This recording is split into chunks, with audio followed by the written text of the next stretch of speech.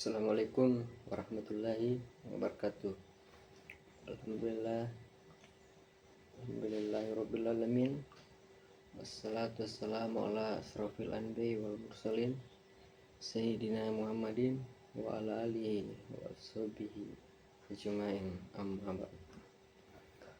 Puji syukur senantiasa kita aturkan atas kehadirat Allah Subhanahu wa taala, yang mana Ia telah memberikan nikmat kesehatan, nikmat kesempatan, dan masih banyak nikmat yang Allah berikan kepada kita, yang mana sudah seharusnya kita mensyukuri nikmat-nikmat yang Allah berikan kepada kita. Makanya Allah berfirman dalam surah Ibrahim ayat 7. A'udzubillahi minasyaitonirrajim. Bismillahirrahmanirrahim. La in sakartum la azidanakum wa la in kafartum inna azabillah sadim. Apa kata Allah? Sesungguhnya bila kamu bersyukur atas nikmat yang aku berikan, maka akan ditambah, kata Allah.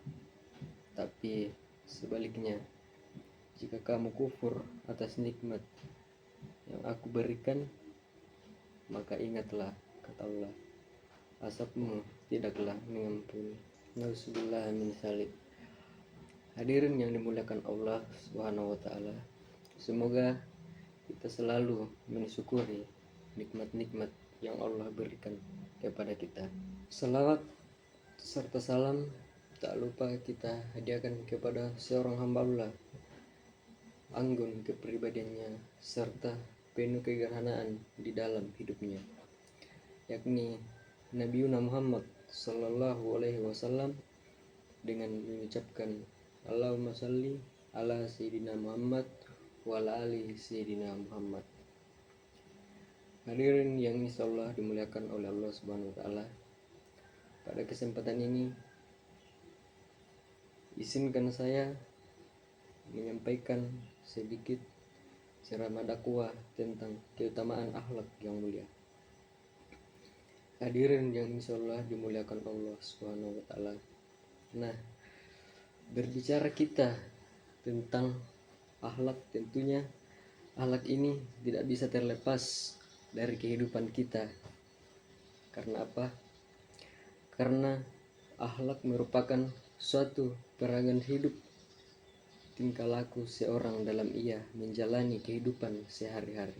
Dan juga akhlak merupakan hal yang penting, karena dengan akhlak bisa melihat, bisa mengukur suatu kehormatan dari seseorang. Hadirin yang dimuliakan oleh Allah Subhanahu wa taala, coba kita bayangkan dalam lingkungan sekitar kita, dalam lingkungan masyarakat kita, jika banyak akhlak-akhlak yang baik, akhlak terpuji, tentu saja hal itu akan membuat kita terasa nyaman, berasa nyaman, dan juga membuat kita tentram.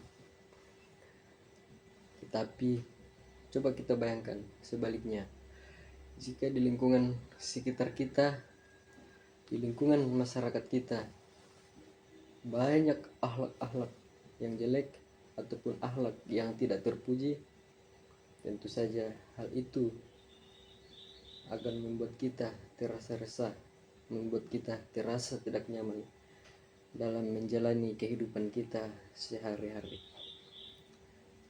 Misalnya, mohon maaf, masih banyak yang suka menghibah, masih banyak yang suka membicarakan kejelekan orang lain sana sini, padahal belum tentu ia lebih baik daripada orang tersebut, dari orang yang dibicarakan tersebut. Dan juga misalnya masih banyak yang iri, dengki kepada sesama, dengki kepada teman, dengki kepada keluarga. Nauzubillah min dzalik. Ini adalah contoh akhlak-akhlak yang tidak terpuji ataupun akhlak-akhlak tercela. Nauzubillah. Misal hadirin yang insyaallah dimuliakan Allah Subhanahu wa taala, semoga kita dijauhi dari akhlak tercela ini. Hadirin yang insyaallah dimuliakan oleh Allah Subhanahu wa taala. Makanya Allah Subhanahu wa taala berfirman dalam Al-Qur'an surah Al-Ahzab ayat 21,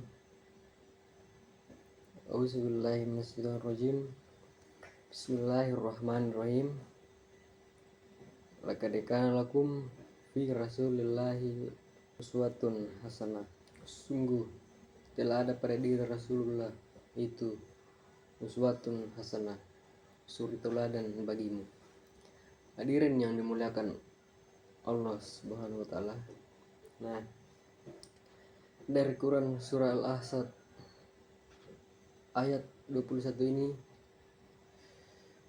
bisa kita ambil kesimpulan bahwa Nabi Muhammad SAW merupakan salah satu contoh suri teladan yang sudah seharusnya kita ikuti dalam kita menjalani kehidupan sehari-hari, dan juga mungkin sama-sama sudah kita ketahui bahwasanya Rasulullah SAW memiliki sifat siddiq, amanah, tablik, dan juga fathonah. Dan tidak lepas dari itu, mungkin juga kita ketahui bahwasanya Nabi Muhammad SAW beliau merupakan sosok yang memiliki semangat juang yang tinggi dan juga keteladanan yang luar biasa. Hadirin yang insyaallah dimuliakan oleh Allah Subhanahu wa taala, semoga kita bisa mengikuti keteladannya Rasulullah dalam kita menjalani kehidupan sehari-hari. Amin amin ya rabbal alamin. Hadirin yang insyaallah dimuliakan oleh Allah Subhanahu wa taala. Jadi dari kisah tersebut dapat kita simpulkan bahwa akhlak merupakan suatu pondasi, akhlak merupakan suatu hal yang besar. Akhlak merupakan hal penting dalam kita menjalani kehidupan sehari-hari. Hadirin yang insyaallah dimuliakan oleh Allah Subhanahu wa taala. Oleh karena itu, mari sama-sama kita memperbaiki akhlak-akhlak generasi kita. Mari kita sama-sama perbaiki tingkah laku kita dalam menjalani kehidupan kita sehari-hari. Semoga akhlak-akhlak kita bisa mengikuti Rasulullah SAW, dan semoga kita dijauhi dari akhlak-akhlak tercela dan semakin memperbaiki akhlak kita menjadi akhlak terpuji. Amin amin ya rabbal alamin. Demikianlah yang dapat saya sampaikan. Semoga memberikan manfaat kepada kita semua. Apabila ada kata yang salah, itu datangnya dari diri saya sendiri. Apabila ada yang benar, itu datangnya dari Allah Subhanahu wa taala. Saya akhiri, wabillahi taufiq wal hidayah. Wassalamualaikum warahmatullahi wabarakatuh.